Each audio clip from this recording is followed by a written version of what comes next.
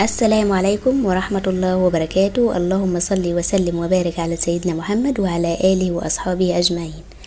لو عندك إزازة فاضية، أسهل طريقة لعمل الزلابية المقرمشة ولقمة القاضي، سهلة وسريعة ومش هتاخد وقت معاكي وهتفرحي بيها أولادك. هقولك على الخطوات واحدة واحدة وهتمشي معايا واحدة واحدة كده لحد ما تنجح معاكي الطريقة إن شاء الله بإذن الله، وهتعجبك جدا ان شاء الله. اول حاجة هتعمليها هتحطي طبعا كوباية كده، كوباية مية دافية وعليها معلقة سكر، وهتحطي عليها كيس خميرة فورية اللي بنجيبه من عند العطار. تمام لحد كده تمام. بعد كده هنسيبها شوية على جنب لمدة 10 دقايق ولا 5 دقايق كده، على حسب ما الخميرة هتفور معاكي. لازم تفور كده وتعمل فوم كده.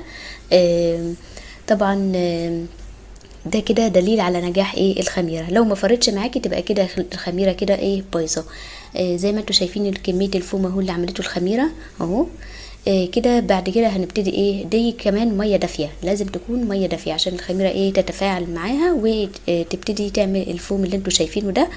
طبعا هجيب كوبايتين من الدقيق، وعليهم معلقه واحده بس من النشا، معلقه نشا على كوبايتين دقيق على ذره ملح صغيره.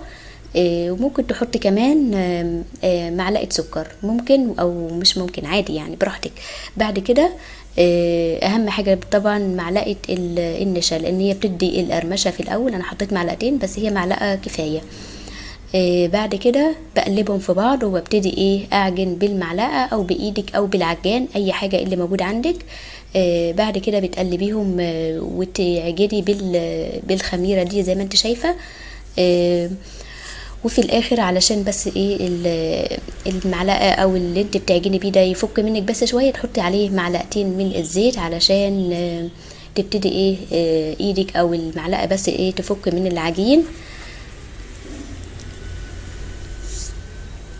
وخلي بالك برضو بتدلقي الميه على حسب ما على حسب نوع الدقيق برضو. مش هقدر اقولك هتاخدي كوبايتين، هي خدت معايا كده كوبايه ونص ميه. كوبايتين الدقيق خدوا معايا كوبايه ونص ميه زي ما انتوا شايفين كده.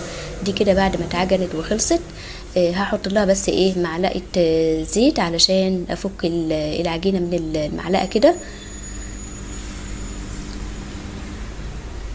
معلقه صغيره من الزيت علشان افك العجينه. وبعد كده اسيبها تتخمر شويه، لازم تتخمر لمده مثلا 10 دقايق او ربع ساعه بالكتير قوي. هي بتتخمر بسرعه ما شاء الله. هتسيبيها وهتغطيها كويس قوي قوي.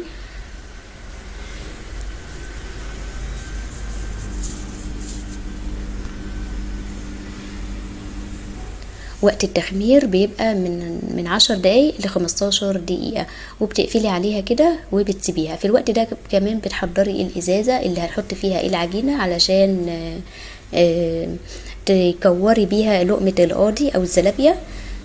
طبعا دي بعد ما اتخمرت معايا كده خدت تضاعف حجمها. وبعد كده جبت معايا معلقتين من الزيت كده على جنب علشان اقطع بيه. حطيت معلقة شاي صغيرة، معلقة الشاي دي علشان اقطع بيها العجينة. ولازم تكون فيها زيت، لازم تكون مدهونة كده بالزيت علشان العجينة ما تلزقش معاكي وانت بتقطعي. وتعملي بايدك كده وهتطلع حتة كورة كده صغيرة، فتقطعيها بالمعلقة الصغيرة. ولازم تكون فيها الزيت علشان ما تلزقش العجينه معاكي. واحده واحده كده. وبتملي طبعا الطاسه انا كنت مسخنه الزيت الاول زي ما انتوا شايفين كده اهو، بيعمل زي فقاقيع كده علشان يستوي. بس انا لسه هحطه على النار تاني. بس انا بوريكم طريقه التقطيع، وبعد كده هرجعه للنار تاني بسرعه. عملت كذا كذا كذا واحده كده. وبعد كده هبتدي احطها على النار علشان تستوي معايا. هو بيستوي على مرحلتين، انا بخليه في الاول ياخد لون باهت شويه مش الذهبي، وبعد كده برجعه تاني للزيت اللي هو السخن علشان يبتدي ياخد وش معايا، ويبقى اللون الذهبي بتاعها الحلو الجميل اللي احنا متعودين عليه.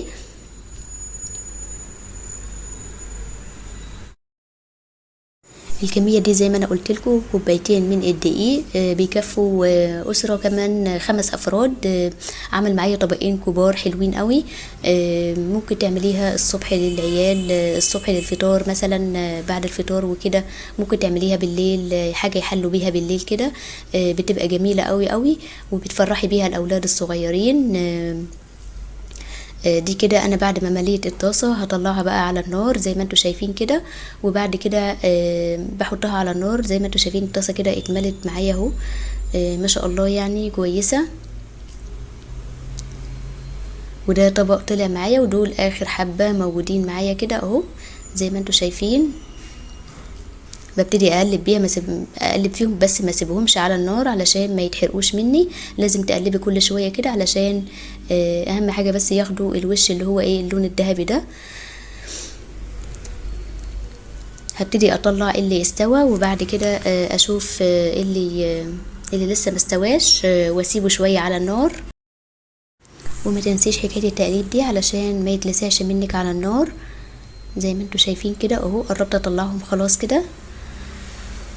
وطبعا ده شكلهم كده بعد ما طلع. بحط شوية عليهم سكر وشوية جنبهم عسل كده زي ما انتوا شايفين. اللي عاوز ياكل بالسكر او بالعسل براحته. دول طبقين حلوين بيكفوا اسرة مثلا من 4 أو 5 افراد، حلوين قوي.